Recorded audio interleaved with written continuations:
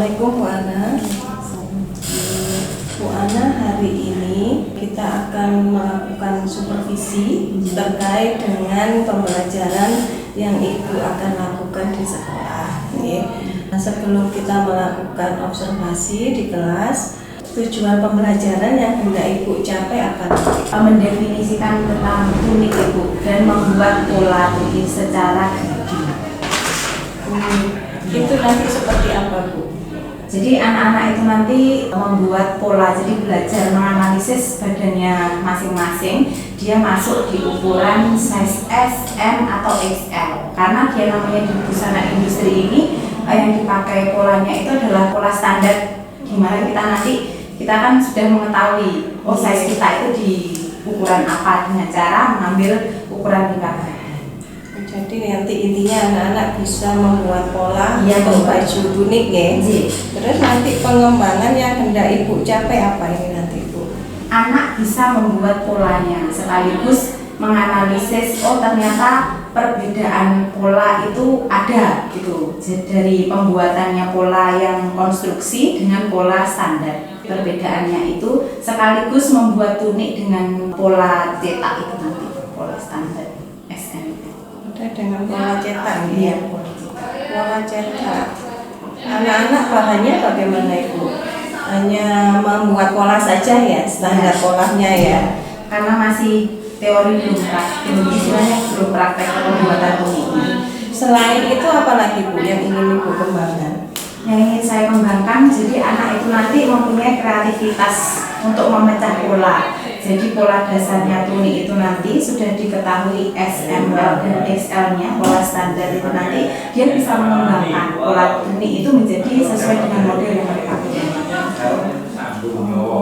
Kreativitas ya. Untuk mewujudkan tujuan, panjenengan menggunakan model strategi seperti apa Bu dalam pembelajarannya? Problem based learning itu nanti model pembelajaran. Itu seperti apa Ibu? Nanti jadi anak-anak itu menganalisis, kita ajak dulu mereka membuat pola bersama-sama, mengamati video terlebih dahulu, mengamati video.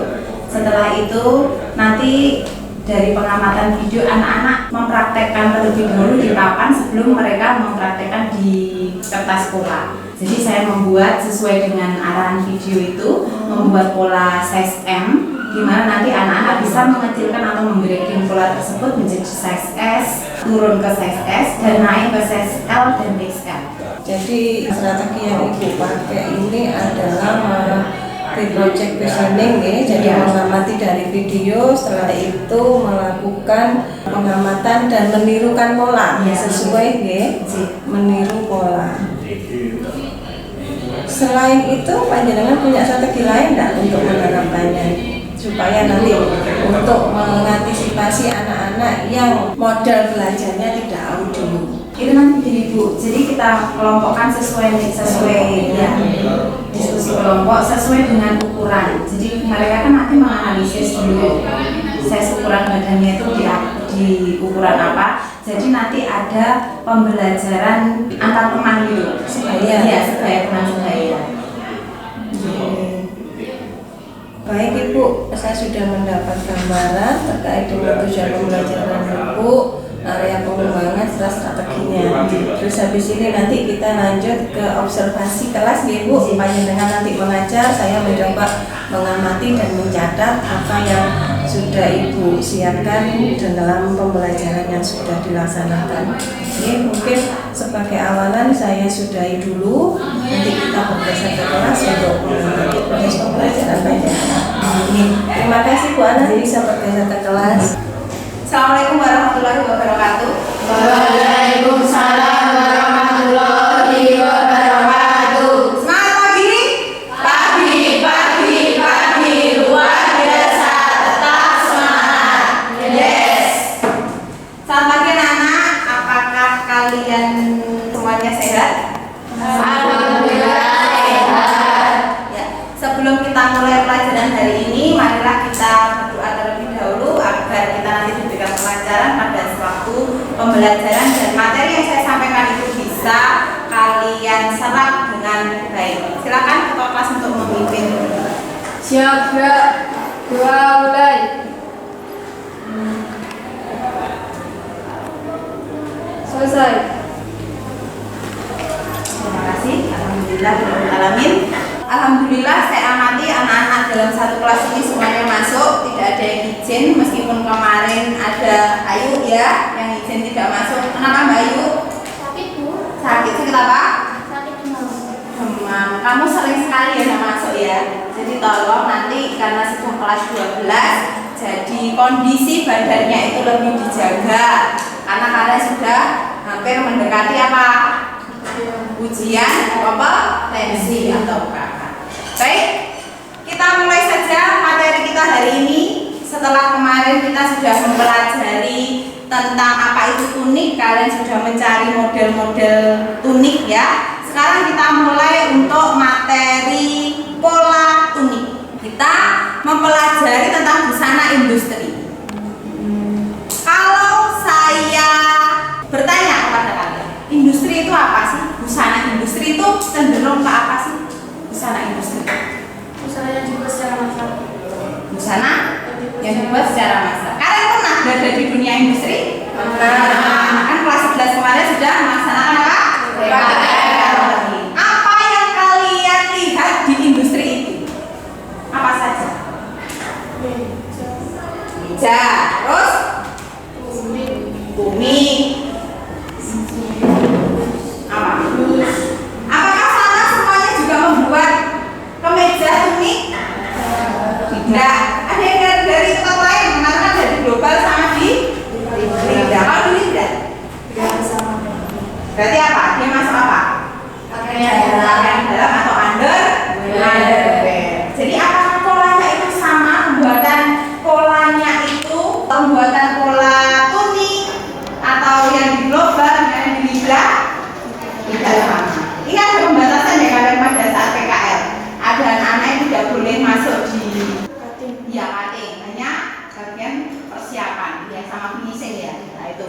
Yang dari global siapa? Sudah praktek buat apa saja di sana? Di industri sebelum kita membahas tentang dunia industri. Kemeja, kemeja, Blus, terus gamis. Size-nya apa yang kalian lihat? Apakah pembuatannya sama dengan pada saat kalian praktek di sekolah? Harus ukur satu. Oh Bu, saya mau menjahitkan, saya mau beli size ini diukur dulu. Apakah seperti itu? Tidak. Tetapi bagaimana? Pola jadi atau disebut dengan pola konstruksi C dengan standar ukuran apa? S, M, L, XL. Paham ya? Beda nggak dengan pola yang kalian buat pada saat membuat baju? Bedanya apa? Tidak. Apa yang menjadi? Kalau kamu bisa menentukan kamu di size, oh saya beli ukurannya SS, size-nya S, size-nya L, size-nya XL, itu apa yang menjadi patokan? Hebat? Pernah nggak beli baju?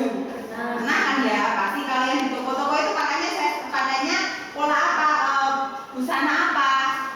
Busana industri. Ya tidak? Ya. Oke. Kalian sudah paham. Nah, sekarang akan saya ajak kalian itu membuat bagaimana sih caranya membuat pola grading, pola konstruksi dengan size S, M, L, XL. Apakah harus membuat satu polanya dibuat? Tidak. Nah, ini nanti karena materi kita tunik, jadi saya akan membahas tentang materi yaitu tunik, cara membuat polanya tunik. Artian tunik. Apa itu tunik? Tunik itu apa sih? Adakah kalian yang punya tunik? Tidak. Pernahkah mendengar apa itu tunik? Bagaimana? Ciri-ciri dari tunik itu? Sampai lutut, terus panjangnya sampai lutut. Terus bisakah dia termasuk busana kerja kah, busana rumah kah, atau busana casual? Tunik itu bagaimana? Casual. Iya. Kalau misalkan kita bekerja pakai tunik boleh nggak? Boleh. Terus kalau kita di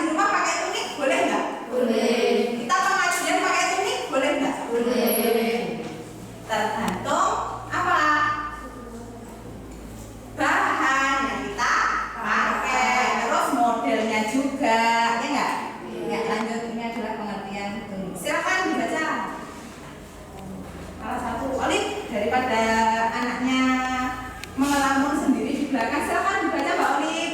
Di bawah hingga atas serta terdapat lubang di bagian kepala dan tangan. Ya. Tunik itu tidak melarang, karena cenderung kalau tunik itu kalian mesti mikirnya tunik mau pengajian, mau dipakai baju muslim seperti itu ya enggak? Tunik karena kan sudah identik dengan panjangnya di bawah lutut. Lutut itu mana sih? Lutut coba Mbak Zahra. Lutut itu mana? Lutut itu tak dengkul, aku gini ya, dengkul lutut. Oke. Terus longgar, tidak mau ngepres, ya. Terus lanjut di lutut. Oke, ya ini bentuk tubuh. Ini kita menganalisis. Ini namanya adalah siluet, ya. Siluet. Dari sini nanti kita menganalisis bentuk badan kita. Ikut size S, M, L, XL, ya enggak? Nah, ini tubuh gemuk. Ikut size apa dia? Ya enggak? Ikut size apa? Ini ada tubuh langsing. Nah, ikut size kayak kamu ya. Oke, film. Ya, yang anak saya ini di sini semuanya langsing-langsing, tidak ada yang gemuk seperti saya ya. Oke, ini menganalisis samakah bentuk tubuhnya, samakah size-nya, ya enggak? Kita harus bisa menganalisis. Tuh, lanjut pengertian dari pola grading.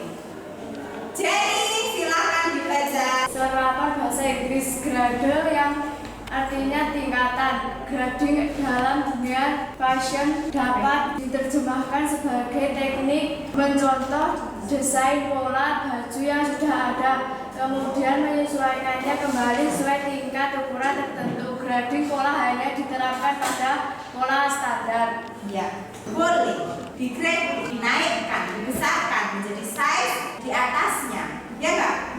Ya. Terus kita analisis untuk membuat tunik. Tunik itu baju apa tadi? Atasan.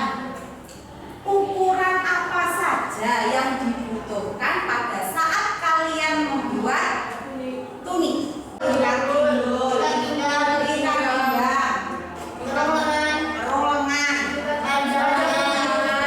panjang punggung, oke. Panjang tangan, panjang tangannya ya, panjang tangannya. Terus lebar punggung, lebar. Itu yang harus kita ukur. Samakah? Betulkah? Betul. Lingkar lebarnya belum, karena kita harus menganalisis antara orang yang kecil dengan orang yang bertubuh gemuk, sama tidak lingkar lebarnya? Pasti tidak sama. Tetapi yang namanya busana industri itu sudah ada ukuran paten. Ini dia ukurannya. XS, ya, itu ada lingkar dadanya sekian. Ada ukuran standar. Jadi kalau kalian beli baju, pasti yang ditanyakan apa? Kalau di Shopee kan kalian sering sekali beli di Shopee. LD berapa Pak? Gitu kan ya. Ada malah dijelaskan di Shopee Live, ya Kak? LD sekian Kak, ya sudah dicek out, ya sudah payment gitu kan ya. Kan, ini sudah ada standar buku.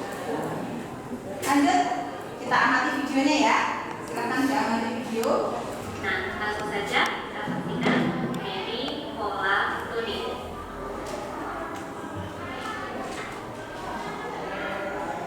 Ini adalah desain tunik yang nanti akan, nah dari pola tunik ini nanti akan kita grading menjadi ukuran S, M, dan L.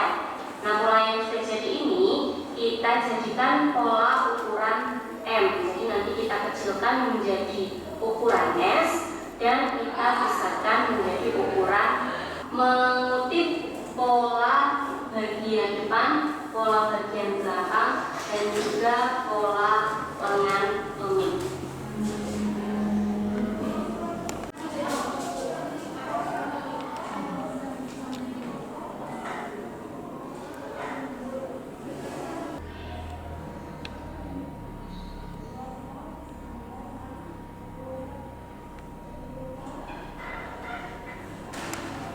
Untuk ukuran S nya kalian kurangi menjadi 84, dan untuk ukuran L nya kalian tambahkan menjadi 92, sehingga selisih ukurannya adalah 4 cm. Begitu pula dengan lingkar pinggang, kalian sesuaikan sehingga selisih ukurannya 4 cm.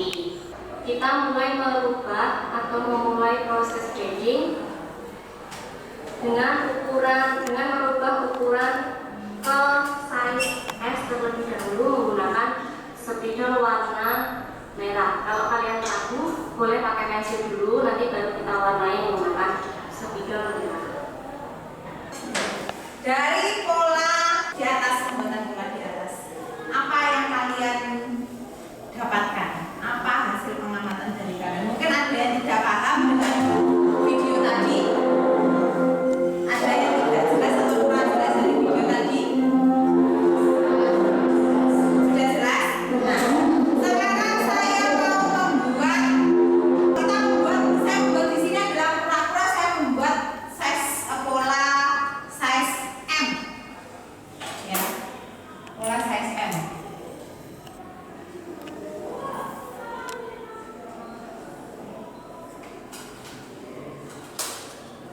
Ini tanpa mengukur, tapi saya membuat polanya terlebih dahulu biar kalian itu memahami sebelum kalian nanti praktek membuat pola yang sesungguhnya.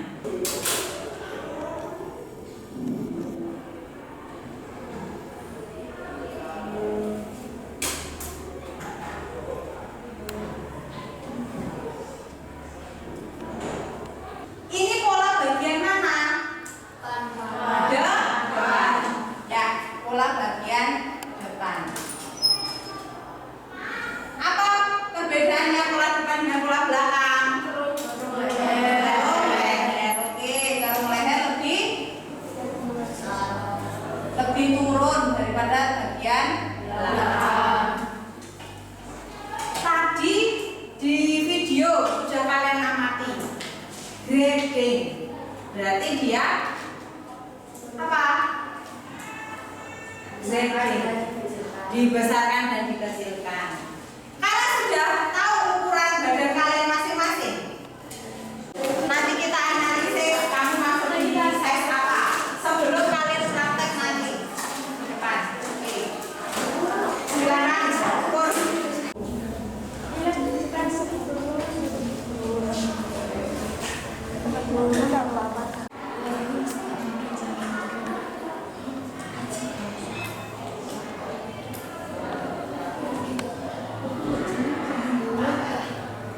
Praktek size dari masing-masing kelompok, size S, M, L, ya. Ini apa perbedaannya yang kalian amati? Di bagian mana saja? Ya. Bawah aja. Panjang itu tumi. Oke, panjang tumi. Sekarang saya tanya, tadi untuk pembuatan ukuran lingkar leher, ya kan ya, untuk membuat pola baju yang pola dasarnya, itu ada ukuran lingkar leher. Pastinya dia agak atau lebih besar dari ukuran set SSS ke M. Bagaimana cara membesarkannya? Nah, ini yang belum kita bahas, yaitu dengan cara apa? Menurunkan. Kalau ini ditambah, ini juga harus turun di size L, ya, paham? Hanya di size L dan XL. Nanti terus ini nanti ditambah ke depannya itu 1 cm. Paham ya? Ya, dari pembelajaran pembuatan pola grading ini, apa yang kalian dapatkan?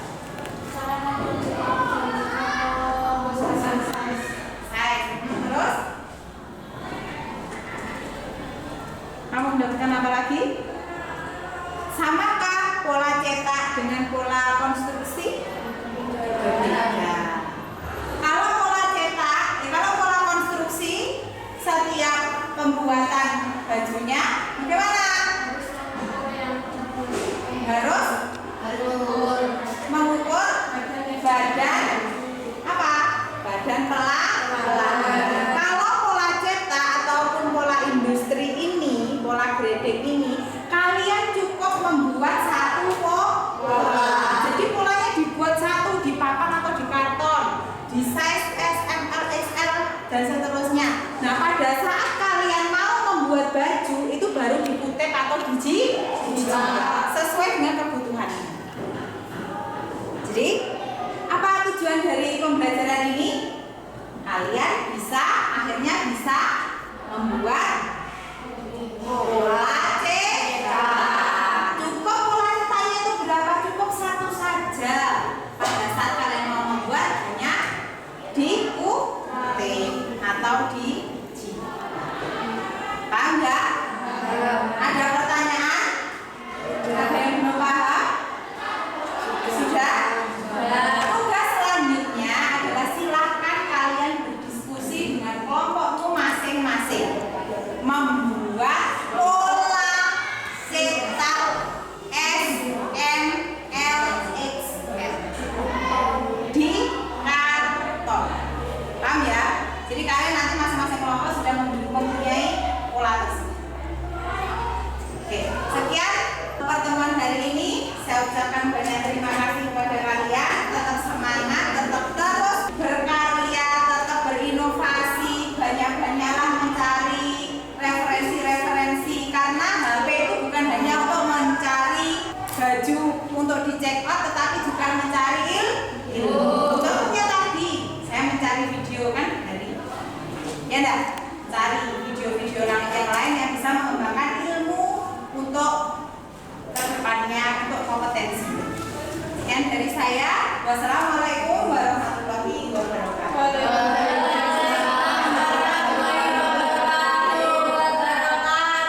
Tadi Ibu sudah melakukan pembelajaran dan saya sudah mengamati terkait dengan proses pembelajaran yang sudah Ibu lakukan.